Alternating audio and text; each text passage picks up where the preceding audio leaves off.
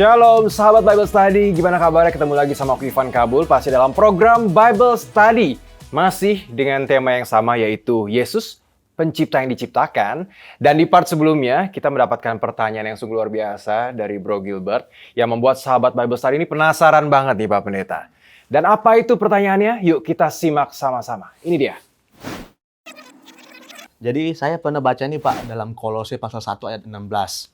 Yang mengatakan bahwa segala sesuatunya itu diciptakan oleh Allah, Pak. Nah, jadi yang saya punya pertanyaan gini, Pak. Apakah iblis juga diciptakan oleh Allah? Jika iya, mengapa Allah menciptakan iblis itu, Pak? Wow, pertanyaan menarik sekali dari Bro Gilbert. Jadi apakah iblis diciptakan oleh Allah, Pak Pendeta? Dan kalau memang iya diciptakan, sebenarnya mengapa? Apa tujuan Allah menciptakan iblis? Pak Pendeta, tolong nih pencerahan ini, Pak. Wah, ini pertanyaan yang betul-betul berat ini. Tapi memang kita harus mulai dengan satu pemahaman dasar yang memang sudah terdapat di dalam Alkitab sendiri, khususnya dalam surat Kolose ini. Kalau segala sesuatu diciptakan, berarti tidak ada apapun yang tidak diciptakan. Ya. Itu kita perlu kelar dulu. Tetapi kita juga harus yakin, seperti kata Alkitab ya, bahwa awalnya semuanya yang diciptakan ini, Kejadian 1 ya, ayat yang terakhir mengatakan semuanya sungguh amat baik. Ya, tentu saja yang kelihatan maupun juga yang tidak kelihatan. Ya, semuanya sungguh amat baik. Jadi desain awal dari Sang Pencipta itu adalah untuk kebaikan. Ya, tidak pernah Tuhan bertujuan untuk kejahatan ataupun untuk keburukan. Dia tidak pernah dari awal ingin menciptakan iblis. Tapi Tuhan adalah Tuhan yang ingin memberikan kebebasan kepada semua ciptaannya. Sehingga mereka mempunyai tanggung jawab di hadapannya. Oleh karena itulah, di antara para malaikat pun ada yang punya kebebasan untuk memilih jalan yang sebaliknya dari desain awal Sang Pencipta. Dan itulah yang kita sebut sebagai iblis. Diabolos dalam bahasa Yunani. Diabolos. Jadi, kalau kita bicara tentang bahwa Tuhan menciptakan sesuatu, ya itu harus menjadi pernyataan yang betul-betul tegas sebagaimana diajarkan juga di dalam surat Kolose ini. Tapi di sisi lain kalau sudah bicara tentang implikasi moralnya, Tuhan tidak pernah menciptakan kejahatan. Tapi oleh karena keinginan baik malaikat maupun manusia akhirnya memilih jalan yang berseberangan dengan tujuan semula yang memang sungguh sangat baik. Jadi semoga ini sudah bisa menjadi penjelasan yang betul-betul berangkat dari Alkitab sendiri dan menjadi pegangan kita. Kenapa dunia kita sekarang, dan sampai kapanpun, sebelum segala sesuatu akan dipulihkan kembali, akan tetap diwarnai oleh kekusutan, kekacauan, dan kejahatan. Ya, itu penjelasan singkat yang bisa saya berikan untuk pertanyaan yang sebenarnya sungguh sangat rumit. Oh. Jadi pada awalnya Tuhan menciptakan segala sesuatunya sungguh amat baik. Yes. Tapi memang ada kebebasan dan pada akhirnya Yakub ada pertanyaan, apakah iblis diciptakan? Ya, berarti tidak, Pak ya. Tuhan tidak pernah menciptakan iblis sejak awal. Ya. Dia ciptakan makhluk-makhluk rohani termasuk malaikat. Tapi dia juga berikan semuanya kebebasan. Ya. Termasuk untuk kebebasan berbeda dengan dia. Baik, terima kasih Pak Pendeta. Berarti statementnya adalah pada awalnya Allah menciptakan segala sesuatunya dengan sungguh amat baik gitu ya Pak ya.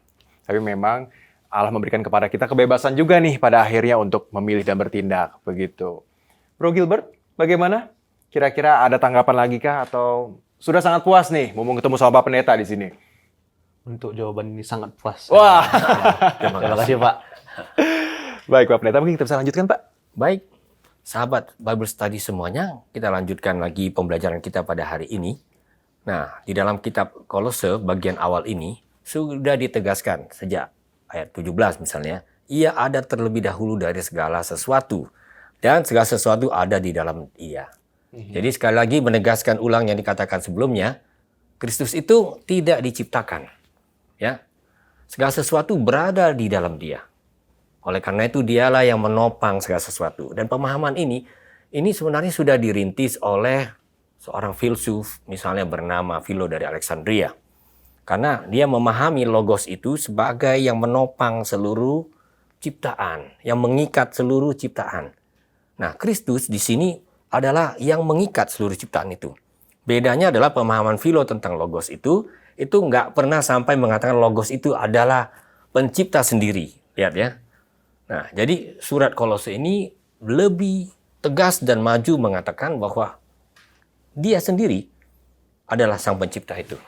Jadi itulah yang membuat kita melihat betapa pentingnya keunggulan supremasi Kristus ditegaskan dalam surat ini. Tapi itu nggak berhenti hanya di atas. Di sini juga kita mengingat apa yang dikatakan di dalam ayat selanjutnya. Dialah kepala tubuh, yaitu jemaat. Dialah yang sulung yang pertama bangkit dari antara orang mati. Jadi apa yang menjadi keunggulan supremasi Kristus dalam ciptaan, itu juga punya implikasi langsung dalam kehidupan gereja, dalam kehidupan orang-orang yang percaya, ya, jemaat. Oleh karena itu kalau dilihat dalam perspektif surat Kolose, luar biasa yang namanya gereja itu. Itu bukan cuma organisasi, lembaga yang terdiri dari manusia-manusia, tapi dia adalah persekutuan surgawi. Yang kepalanya siapa? Kristus sendiri. Ini tidak tanggung-tanggung pernyataan seperti ini.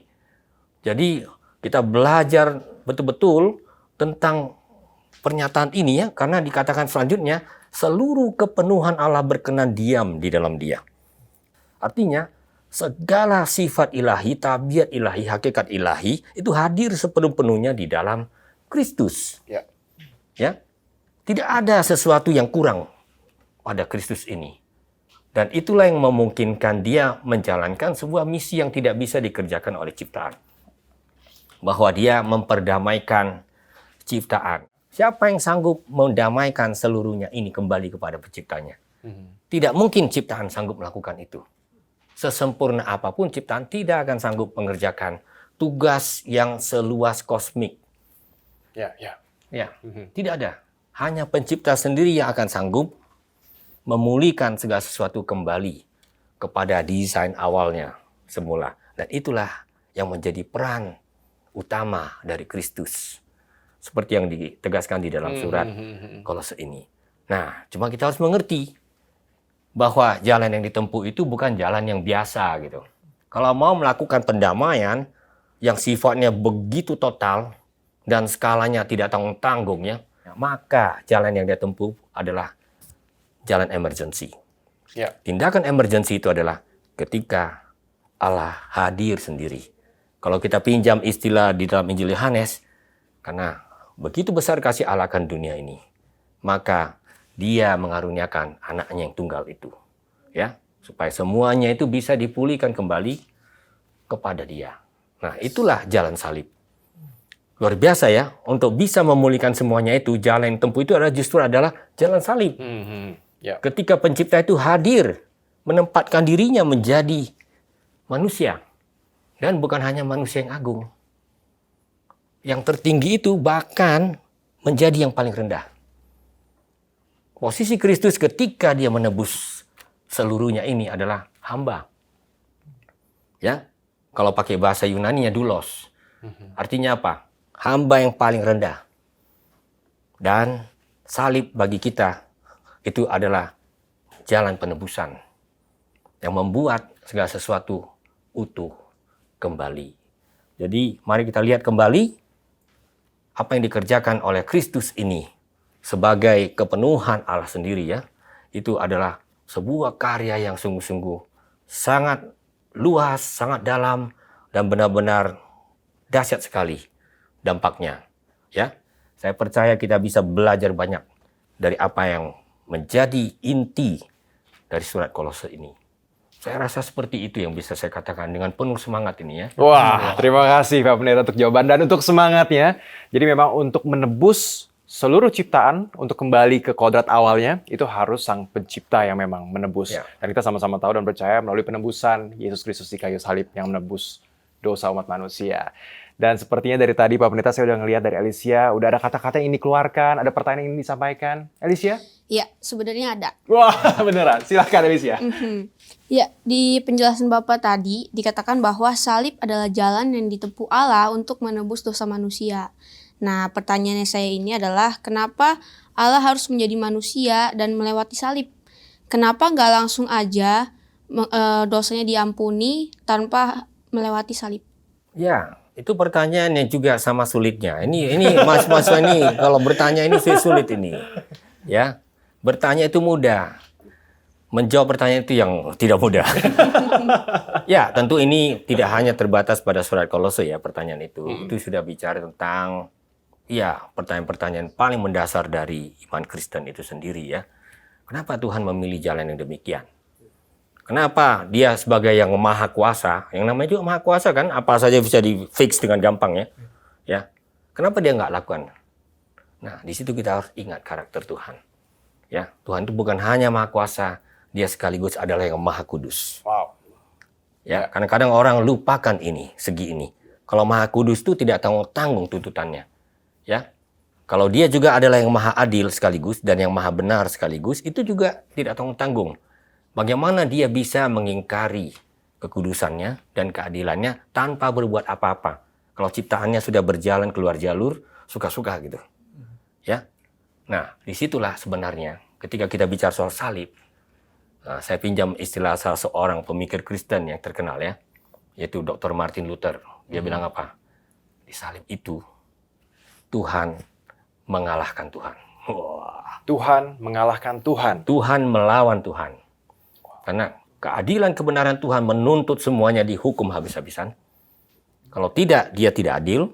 Kalau tidak benar, tidak kudus. Tapi sisi lain dari dirinya, kasih, pengampunan, itu membuat akhirnya ini yang menang. Dan itulah yang membuat dia terjun memilih sebuah jalan. Menjadi korban. Menjadi korban. Ya. Sehingga melalui korban itu, karena nggak ada orang lain yang sanggup menjadi korban secara total. Yang implikasinya sampai ke seluruh ciptaan. Kan gitu. Kalau dia bukan pencipta, dia nggak akan sanggup mengerjakan tugas yang sebesar ciptaan itu. Ya, sebesar jagat raya, begitulah. Nah, oleh karena itulah, makanya Tuhan memilih sebuah jalan yang paling ekstrim, paling radikal, yang bisa dibayangkan. Dan itulah yang kita rayakan dalam iman kita. Saya rasa ini penegasan yang bisa saya sampaikan untuk pertanyaan yang memang sangat luas itu. Terima kasih Pak Pendeta untuk jawabannya. Dan ini episode pembahasannya menarik sekali ya teman-teman ya. Hari ini kita sama-sama belajar bahwa Kristus tidak diciptakan, segala sesuatu ada dalam Kristus. Dan Kristus pun yang telah hadir untuk menebus segala ciptaannya. Jadi memang ini panggilan buat kita semua dan juga untuk seluruh sahabat Bible Study untuk hidup sebagaimana orang yang telah ditebus oleh Kristus gitu. Pak Pendeta Anwar, terima kasih Ya, untuk sama-sama. waktunya. Sudah sangat memberkati kita semua, Pak. Saya juga mendapat berkat dan saya mendapat berkat melalui pertanyaan-pertanyaan kritis itu.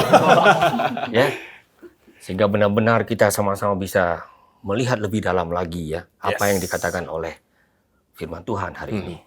Dan pasti terima kasih juga untuk teman-teman mahasiswa dari STT International Harvest, ada Yefta, ada Gilbert dan juga Elisha. Terima kasih udah belajar sama-sama dan juga untuk pertanyaan yang kritis-kritis ya, Pak Pendeta. Dan juga untuk sahabat Bible Study, terima kasih untuk kebersamaan kita pada episode kali ini. Pastinya tunggu terus, saksikan terus program Bible Study karena di program ini kita akan membahas topik-topik tentang kekristenan secara mendalam. Akhir kata, saya Ivan Kabul beserta segenap tim yang bertugas mengucapkan terima kasih. Sampai jumpa di episode berikutnya. God bless you.